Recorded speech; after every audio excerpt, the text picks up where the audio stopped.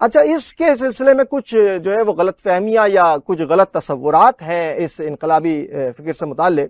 تو وہ کیا ہے کہ ہمارے ہاں انقلابی اقتدار کی تبدیلی کو بھی جو ہے وہ انقلاب سمجھ لیا جاتا ہے. مطلب کہ اقتدار کی تبدیلی ہو، لوگوں کا ٹرانزیشن ہو، فیس اوور ہو، ایک دوسرے سے ایکسچینج کر رہے ہوں حکومتیں، وہ بھی انقلاب کی شکل دے دی جاتی ہے، جو کہ نظر بھی آیا آپ لوگوں کو. اسی طریقے سے جزوی تبدیلی کو ایک باقاعدہ مکمل نظام کی شکل دے دینا. جیسے میں نے آپ کو بتایا کہ سماج، معاشرہ، معیشت، یہ تمام انٹیگریٹڈ سسٹم ہے، لیکن صرف اور صرف اگر میں معیشت کے اوپر دیکھ رہا ہوں اور اس کی ٹرانزیشن فیز کو، کہ میں نے کہا کہ جناب کیپٹلزم سے مارکسزم یا سوشلزم کی طرف چلے جاتے ہیں، تو یہ تمام کی تمام چیز کو بھی ہم نے جو ہے وہ انقلاب کا ہی نام دے دیا ہے، لیکن وہ مکمل انقلاب نہیں ہے. یہ غلط تصور ہے، وہ جزوی انقلاب ہے.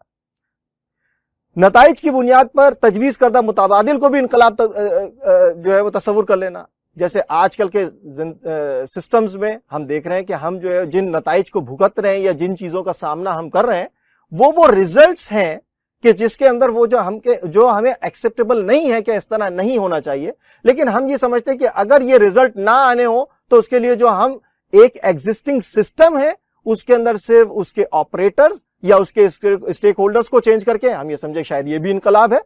تو وہ انقلاب کا صحیح تصور نہیں ہے.